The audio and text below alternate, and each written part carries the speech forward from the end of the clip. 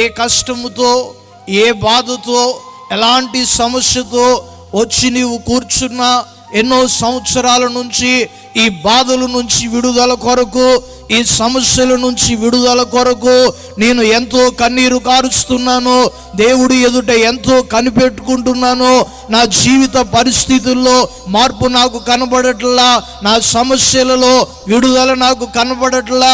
Pastor గారు, ఏంటి నా పరిస్థితి అంటే, ఈ రాత్రి దేవుడు నీకు చెప్తున్నాడు, ఒకవేళ దేవుడిని నమ్ముకొని కూడా దేవుడు చెప్పింది చెయ్యాల్సిన నీవు ఇంకా నీ మనసుకు నచ్చిందే చేస్తున్నావేమో చెక్ చెయ్యి ఒకసారి.